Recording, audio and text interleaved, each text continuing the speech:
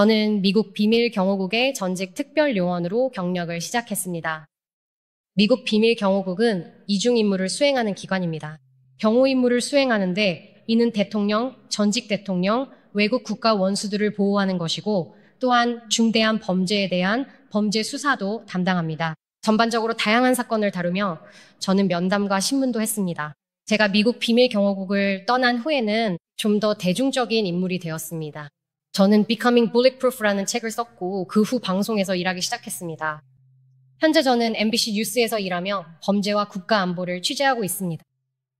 흥미로웠던 점은 사람들이 저에게 편지를 보내기 시작했고 질문을 하며 조언을 구하기 시작했다는 것입니다. 저는 상사에게 월급 인상을 요청하고 싶은데 어떻게 해야 할지 모르겠고 두렵습니다. 저는 진로를 바꾸고 싶지만 어떻게 해야 할지 모르겠고 두렵습니다. 질문들은 다양했습니다. 정말 여러 가지 질문이 있었습니다. 그래서 멘토링 세션을 시작하게 되었습니다. 저는 문자나 쪽지, 심지어 이메일로도 한 사람의 질문에 제대로 답할 수 없겠다고 생각했습니다. 그래서 몇 번 멘토링 세션을 하면서 사람들을 안내하기 시작했습니다. 그러다 보니 몇 번이 몇십 번이 되었고 몇십 번이 몇백 번이 되었습니다. 그리고 수년 동안 저는 수백 번의 멘토링 세션을 했습니다. 사람들과 멘토링 세션을 수백 번 했죠. 그리고 저는 하나의 패턴을 발견했습니다. 모두가 본질적으로 공통된 문제로 힘들어하고 있다라는 패턴이었습니다. 그들에게는 장애물, 즉 그들의 사고방식과 행동에 나타나는 패턴이 있었고 이것이 그들을 멈추게 하고 앞으로 나아가는 방법을 모르게 만들었습니다. 오늘 이 내용을 여러분과 나누고 싶습니다. 첫 번째 장애물입니다. 당신은 그렇게 특별하지 않습니다. 이게 무슨 말이냐면요. 우리는 스스로를 특별하다고 생각하고 싶어 합니다. 자, 만약 내가 특별하다면 그건 당신이 특별하지 않다는 뜻이죠. 아니면 모두가 특별하다면 아무도 특별하지 않은 겁니다. 또 한 가지는 자신을 특별하다고 생각하면 그건 곧 다른 사람들과 분리되어 있고 당신만이 유일하다는 의미가 됩니다. 재밌는 점이 뭔지 아세요? 저는 범죄학 교수이고 당연히 제 전공은 범죄학입니다. 우리는 범죄를 반복적으로 저지르는 만성 범죄자들이 자신이 특별하다고 생각한다는 사실을 발견했습니다. 그들에게는 법과 규칙이 적용되지 않는다고 생각하죠. 법과 규칙은 다른 모든 사람들을 위한 것입니다. 나는 특별해요. 또 정말 흥미로운 점이 뭔지 아세요? 자신을 특별하다고 생각하는 사람들은 극도로 자기중심적으로 변한다는 겁니다. 나는 나 자신과 내 문제에만 너무 집중해서 내 문제도 특별하고 내 아픔도 특별하고 내 고통도 특별하다고 생각하게 됩니다. 아무도 내가 어떻게 느끼는지 몰라요. 왜냐하면 나는 너무 특별해서 내 고통도 남들과는 다르게 느끼거든요. 그리고 그렇게 느끼면 우울증과 불안이 더 많이 생깁니다. 왜냐하면 나는 너무 독특하니까요. 하지만 제가 발견한 것은 자신이 그렇게 특별하다고 생각할수록 세상에서 더 외로움을 느낀다는 겁니다. 그걸 이겨낼 수가 없어요. 아무도 당신을 이해하지 못하죠? 당신은 그렇게 특별하지 않아요. 그게 무슨 뜻인지 아세요? 당신은 세상에서 혼자가 아니에요. 제가 특수요원이었을 때 2001년 9월 11일의 사건을 직접 겪었습니다. 저는 뉴욕시에 있는 미국 현지 사무소에서 근무했고 그날 월드 트레이드 센터로 출근했습니다. 그래서 저는 첫 번째 비행기가 충돌한 순간부터 두 번째 비행기 그리고 첫 번째 타워와 두 번째 타워가 무너질 때까지 그 자리에 있었습니다. 흥미로웠던 점은 그 모든 일이 벌어지는 순간에 고통받는 수많은 사람들과 내가 도와주거나 구할 수 없었던 사람들을 직접 목격했다는 거예요. 그 정말 비극적인 사건을 견딜 수 있었던 건 내 고통이 그렇게 특별한 게 아니라는 걸 이해했기 때문이에요. 나와 같은 일을 겪은 사람들이 있었고 그들이 이겨낼 수 있다면 나도 이겨낼 수 있다고 생각했죠. 나는 내가 세상에서 혼자가 아니라는 걸 알고 있었어요. 이제 사람들이 저에게 찾아올 때 가장 많이 묻는 게 바로 이거예요. 에비, 저에게 자신감이 필요해요. 저는 자신감이 없어요. 자신감을 어떻게 끌어낼 수 있죠? 제가 한 가지 말씀드릴게요. 자신감은 과대평가된 거예요. 과대평가됐죠? 비밀을 알려드릴게요. 그건 필요 없어요.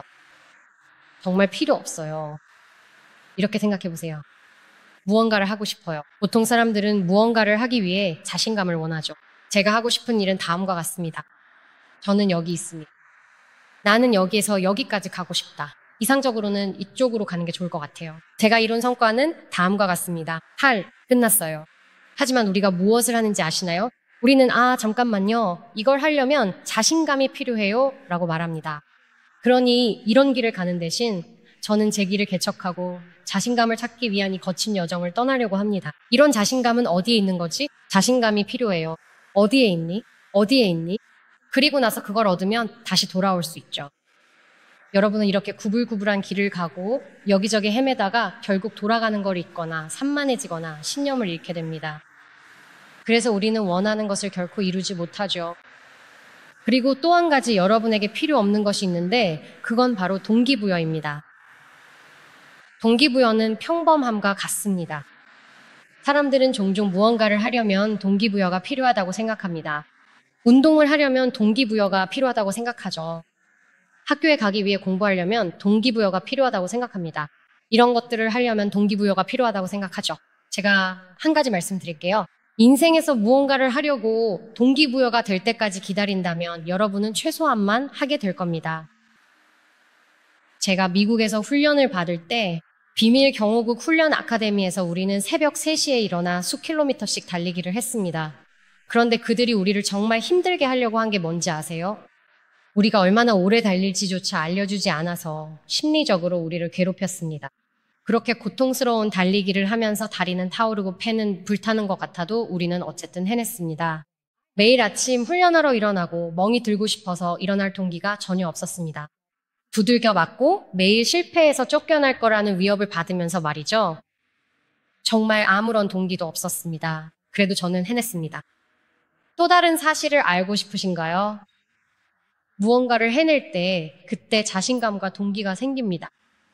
하지만 만약 여러분이 이런 것들, 즉 동기를 찾으려고만 한다면 제가 질문 하나 해도 될까요? 매번 동기를 찾으려고 할 때 그 동기는 어디에 있나요? 동기야, 어디 있니? 동기가 오기만 하면 그때 나는 이걸 할 수 있을 것 같아. 그런데 동기는 얼마나 자주 오나요? 가끔은 아예 오지 않을 때도 있습니다. 만약 운 좋게 동기를 얻었다면 그게 무슨 역할을 할까요? 몇 시간, 며칠 혹은 몇 주 정도 머물다가 사라지지 않나요? 그럼 그 다음에 어떻게 하시나요? 동기가 필요하니까 시작한 일을 끝내지 못하게 됩니다. 또 다른 흔한 장애물, 그리고 사람들이 가진 특징 중 하나는 내가 피해자라고 생각하거나 내가 먹잇감이라고 느끼는 사고방식입니다. 우리가 자신을 공격당하고 있다고 다른 사람들에게 피해를 입고 있다고 생각할 때 물론 그런 일이 실제로 일어나지 않는다는 말은 아니지만 그런 사고방식을 갖게 되면 우리는 실제로 그렇게 변하게 됩니다. 뉴욕시에서 한 연구가 있었습니다. 연구진은 뉴욕에 카메라를 설치하고 뉴욕 시민들이 길을 걷는 모습을 촬영하기 시작했습니다. 그래서 이 영상을 촬영한 후 그들은 그것을 교도소에 있는 사람들에게 보여주었습니다. 유죄 판결을 받은 범죄자들에게 보여주며 이 중에서 누구를 먹잇감으로 삼겠습니까? 라고 물었습니다. 이 사람들 중에서 누구를 표적으로 삼겠습니까? 놀랍게도 그들 모두가 같은 사람을 골랐다는 사실을 아시나요? 그들 모두가 같은 사람을 먹잇감으로 선택했습니다. 기본적으로 그들은 사람들이 걷는 방식을 관찰했습니다. 그들이 고른 사람들은 누구였을까요? 첫 번째로 선택된 그룹은 매우 소심하게 걷는 사람들이었습니다. 그들은 작은 걸음으로 걷고 자신을 작게 보이게 하며 약간은 자기 안에만 머무는 듯한 모습을 보였습니다. 그들은 나는 매우 소심하고 자신감이 없어 보여요 라는 분위기를 풍겼습니다. 딱 봐도 쉬운 먹잇감이었죠? 그 다음으로는 보폭이 매우 크고 약간은 흐트러진 걸음걸이로 자신의 몸에 대해 잘 인식하지 못하고 하고 싶은 대로 걷는 사람들을 골랐습니다. 그들은 이런 사람들을 표적으로 삼았는데 그 이유는 이들이 자신에 대한 인식이 부족해 보였기 때문입니다. 그들이 누구를 고르지 않았는지 아시나요? 그들은 확신을 가지고 의도적으로 걷는 사람들은 고르지 않았습니다. 그들의 걸음은 작지도 크지도 않았습니다. 하지만 그들은 세상에 강한 에너지를 내뿜었습니다. 나는 너희의 먹잇감이 아니다. 우리는 스스로를 어떻게 생각하느냐에 따라 그렇게 변하게 되고 그 생각은 우리의 마음을 거쳐 몸으로 드러나며 그것이 바로 우리가 세상에 보여주는 모습입니다. 당신은 누구의 먹잇감도 아닙니다. 이 점을 꼭 기억하세요. 그리고 이와 함께 꼭 기억해야 할 중요한 것이 바로 두려움입니다. 이제 두려움은 좋은 것입니다. 두려움은 당신에게 도움이 될 수 있습니다. 길을 건널 때 주의를 기울이게 해주는 것이 바로 두려움은 당신이 항상 경계심을 갖게 해줍니다. 두려움은 이 사람을 조심해야겠다고 알려주는 역할을 합니다. 두려움은 감정입니다. 그래서 다른 감정들처럼 두려움도 왔다가 사라지는 것입니다. 분노와도 같습니다. 화가 났다가도 시간이 지나면 사라집니다. 슬픔도 마찬가지입니다. 슬플 때가 있지만 그것도 결국 지나갑니다. 기쁨도 마찬가지입니다. 모든 감정이 그렇습니다. 하지만 우리가 해온 일은 두려움이라는 개념을 우리의 정체성으로 만들어버린 것입니다. 그래서 제 멘티들에게서 자주 듣는 말 중 하나가 에비안, 저는 두려워요 라는 말입니다. 저는 그냥 정말 두려움이 많은 사람이에요. 저는 용감한 사람이 아니에요. 뭔가를 나서서 할 수 있는 그런 사람이 아니에요. 그리고 그들이 무의식적으로 한 일은 자신을 두려움이 많은 사람이라고 규정 지은 것이었습니다. 라벨은 옷에 붙이는 것입니다. 사람에게 붙이는 게 아닙니다. 자신에게 라벨을 붙이지 마세요. 두려움을 느낄 때 그 감정은 자연스럽게 찾아왔다가 당신을 통과해 지나가고 결국은 놓아주어야 하는 것입니다. 두려움은 당신의 정체성이 아닙니다. 두려움이 당신의 머릿속에 자리를 잡게 두지 마세요. 마지막으로 회복 탄력성을 갖기 위해 반드시 치유될 필요는 없습니다. 두려움과 관련해서 많은 사람들이 이런 생각을 합니다. 나는 정말 힘든 일을 겪었는데 어떻게 하면 회복 탄력성을 가질 수 있을까요? 아마도 나는 치유되어야 한다고 생각하죠. 그리고 내가 치유되면 고통이 사라질 거예요. 내가 겪었던 모든 일도 사라질 거예요. 그러면 앞으로 나아갈 수 있겠죠. 저는 괜찮아질 거예요. 저는 회복 탄력성을 갖게 될 거예요. 여러분은 겪었던 어떤 일로부터도 치유될 수 있습니다. 하지만 치유와 회복 탄력성은 서로 다른 것입니다. 회복 탄력성이 있다는 것은 내가 어떤 일을 겪는다는 뜻입니다. 그것이 트라우마든 힘든 일이든 비극이든 무엇이든 간에 나는 그 일을 겪지만 그 후에 다시 회복할 수 있다는 의미입니다. 그리고 여기서 회복한다는 것은 스트레스를 받기 전에 나로 돌아간다는 뜻이에요. 예전처럼 일상생활을 할 수 있는지, 그 상태로 돌아갈 수 있는지를 말하는 거죠. 이건 그 일을 없애버리겠다는 게 아닙니다. 그 일을 잊어버리겠다는 것도 아닙니다. 또한 예전의 애비로 돌아가고 싶다는 것도 아닙니다. 예전의 나, 이 일을 겪기 전에 내가 되는 것, 그것이 회복 탄력성은 아닙니다. 정말로 회복 탄력성을 마스터하고 싶으신가요? 인생에서 더 어려운 일들을 겪을수록 더 회복 탄력성이 강해집니다. 왜냐하면 이제 자신의 회복 속도를 측정할 수 있기 때문이죠. 나는 힘든 일을 겪었고 다시 회복했습니다. 이제 또다시 힘든 일을 겪게 되면 또다시 회복하고 또 반복하게 됩니다. 그리고 무슨 일이 일어나는지 아세요? 점점 더 빨라집니다. 그것이 바로 회복 탄력성입니다. 내가 얼마나 빨리 회복할 수 있는지. 그리고 아세요? 나는 앞으로 나아가서 살아갈 수 있습니다.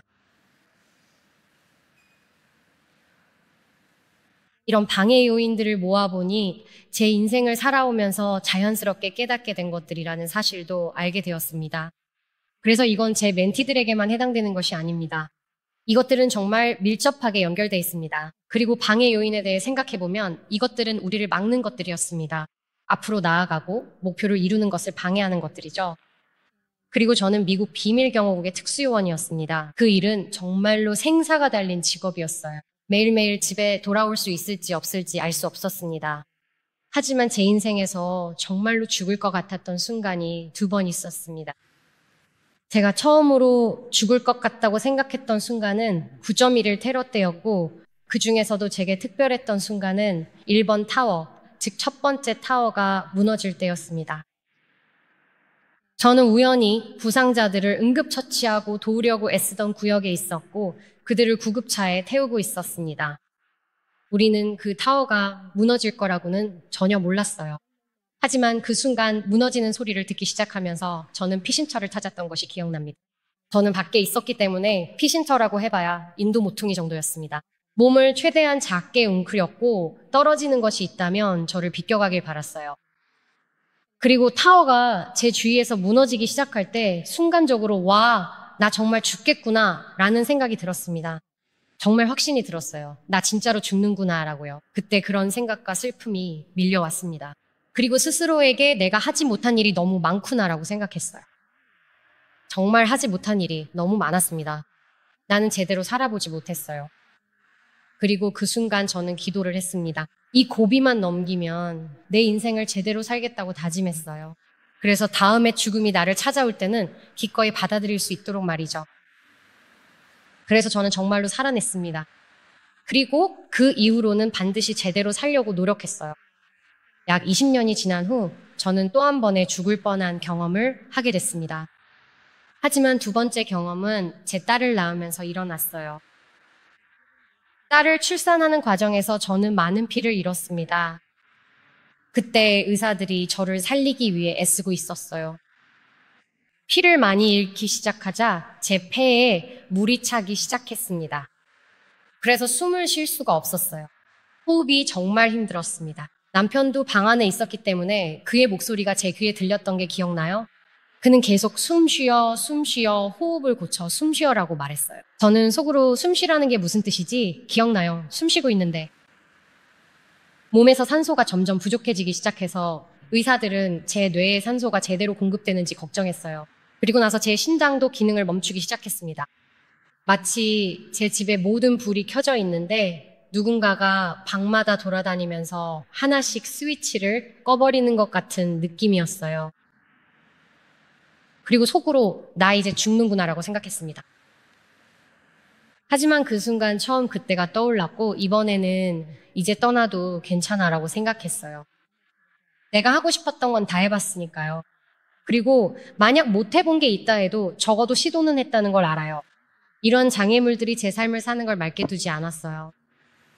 이제 떠나도 괜찮아요. 정말로 그랬어요. 우리는 어떻게 살아가야 할지 진지하게 생각해야 합니다. 왜냐하면 제가 확실히 말할 수 있는 건 마지막 순간이 오면 여러분은 자동차도 돈도 직장도 떠올리지 않을 거라는 겁니다. 여러분이 생각할 건 내가 정말 잘 살았나일 거예요. 이제 떠나도 괜찮은가? 그리고 여러분은 자신이 그렇게 특별한 존재가 아니라는 걸 이해해야 하고 그렇기 때문에 세상에 혼자가 아니라는 것도 알아야 해요. 어려운 시기를 함께 이겨낼 수 있도록 도와줄 사람들이 곁에 있습니다. 여러분은 혼자 고통받고 있는 게 아니에요. 그리고 이 사실을 알게 되면 무언가를 하기 위해 자신감이 꼭 필요하지 않다는 것도 기억하게 될 거예요. 자신감과 동기부여는 오히려 여러분의 성공을 빼앗아갈 수 있습니다. 이런 것들은 여러분의 시간을 빼앗아갈 거예요. 왜냐하면 솔직히 말해서 여러분에게 필요하지도 않은 이런 잡히지 않는 것들을 쫓게 되기 때문이죠. 저는 제가 하는 어떤 일에도 자신감이 없었어요. 그래도 저는 그냥 했습니다. 그리고 여러분은 누구의 먹잇감도 아니라는 사실을 기억하세요. 여러분이 세상에 어떻게 나타나는지, 방에 들어설 때 어떤 모습인지, 사람들과 어떻게 대화하는지, 자신을 어떻게 표현하는지 생각해 보세요. 여러분은 세상에 어떤 메시지를 보내고 있나요? 그리고 여러분이 두려움을 느끼고 때때로 무서워할지라도 그것이 여러분의 본질은 아니라는 것을 기억하세요. 이 모든 어려움을 겪으면서 여러분은 회복력을 키우게 되고 점점 더 많은 것을 견딜 수 있게 될 것입니다. 그래서 여러분의 시간이 왔을 때 뒤를 돌아보며 나는 괜찮아. 왜냐하면 나는 진정으로 살았으니까 라고 말할 수 있을 거예요. 감사합니다. 아테네, 그리스. 이게 더 좋은 내용이네요.